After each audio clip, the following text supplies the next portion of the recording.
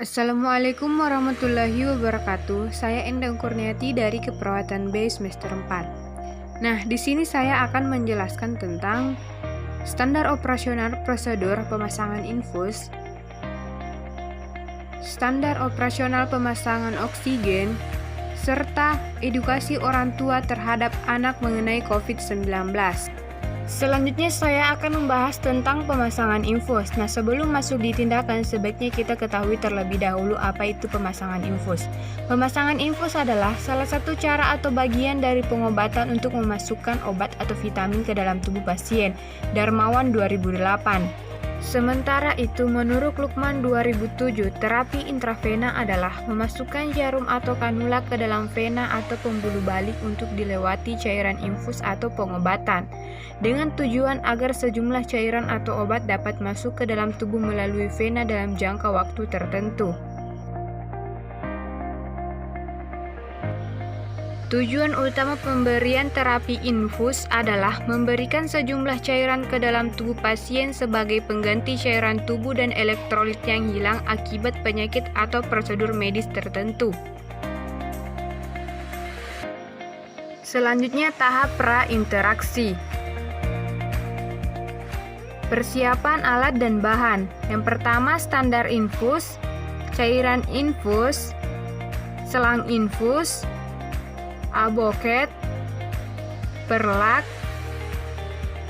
turniket, hipafix, gunting, handscoon bersih, kasa steril, disinfektan dan kapas, serta bengkok.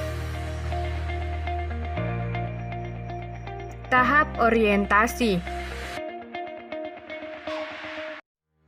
Yang pertama, salam pembuka, kemudian perkenalkan diri, menjelaskan tujuan tindakan, serta meminta persetujuan pasien. Tahap kerja.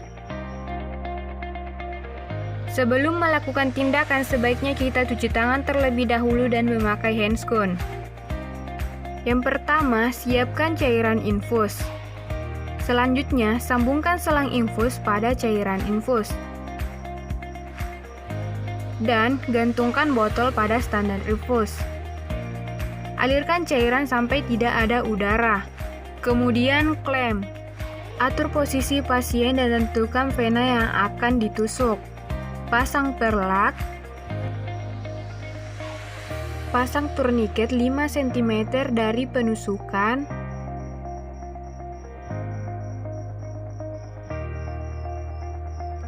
Kemudian, bersihkan area penusukan dengan menggunakan kapas alkohol. Pertahankan area vena yang akan ditusuk. Kemudian, tusuk vena menggunakan aboket.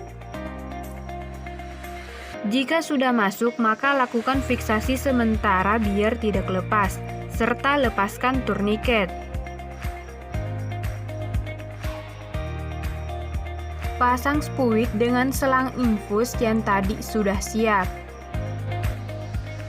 Alirkan cairan infus dan pastikan benar-benar masuk. Lakukan fiksasi. Atur tetesan infus sesuai kebutuhan. Tahap terminasi. Lakukan evaluasi pada pasien, apakah pasien sudah merasa nyaman atau belum. Selanjutnya, pamit dengan pasien dan mengucapkan salam. Membereskan peralatan, cuci tangan,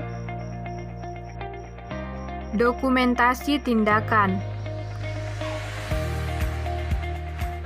Pemasangan oksigen. Sebelum masuk di tindakan, sebaiknya kita ketahui terlebih dahulu apa itu pemberian oksigen. Pemberian oksigen merupakan salah satu terapi pemenuhan kebutuhan dasar manusia, di mana oksigen dengan konsentrasi tinggi diberikan kepada pasien yang membutuhkan melalui selang nasal kanul atau jenis mask oksigen lainnya. Tujuan utama dari pemberian oksigen adalah untuk memberikan suplai oksigen yang lebih banyak sehingga kebutuhan tubuh akan oksigen dapat terpenuhi. Tahap pra-interaksi. Persiapan alat dan bahan, tabung oksigen yang sudah dilengkapi dengan humidifier, flowmeter dan manometer, selang nasal kanul, handscoon bersih, plaster, gunting, dan bengkok. Tahap orientasi. Salam pembuka, perkenalkan diri, menjelaskan tujuan tindakan dan meminta persetujuan pasien. Tahap kerja. Sebelum melakukan tindakan, sebaiknya kita mencuci tangan terlebih dahulu dan menggunakan handscoon. Yang pertama, siapkan pasien, atur posisi pasien senyaman mungkin dan siapkan tabung oksigen yang sudah dilengkapi dengan humidifier, flowmeter dan manometer. Sambungkan selang nasal kanul pada oksigen dan periksa terlebih dahulu apakah oksigennya sudah mengalir atau belum. Selanjutnya, pasangkan selang nasal kanul pada pasien dan atur berapa liter oksigen yang akan digunakan oleh pasien. Nah, pada anak-anak kita menggunakan plaster agar selang tidak terlepas. Tahap terminasi, yaitu lakukan evaluasi pada pasien apakah pasien sudah merasa nyaman atau belum. Mengucapkan salam penutup, rapikan alat, cuci tangan, dan dokumentasi. Edukasi orang tua terhadap anak mengenai COVID-19. Adanya pandemi COVID-19, orang tua dapat mengajarkan anak untuk menerapkan pola hidup bersih dan sehat. Orang tua bisa memulai mengajarkan anak dengan membiasakan diri mencuci tangan dengan benar sebelum dan setelah makan, serta sesudah bersentuhan dengan orang lain atau benda yang ada di sekitar. Berikut ini adalah 6 langkah cuci tangan dengan benar. Basahi kedua tangan, kemudian gunakan sabun secukupnya. Yang pertama, ratakan sabun dengan menggosok kedua telapak tangan.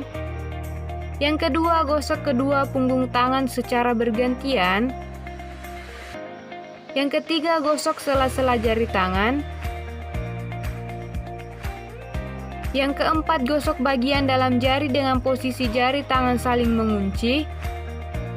Yang kelima, gosok dan putar ibu jari bergantian. 6. Gosok memutar ujung jari tangan bergantian. Bilas dengan air mengalir. Keringkan dengan tisu atau handuk.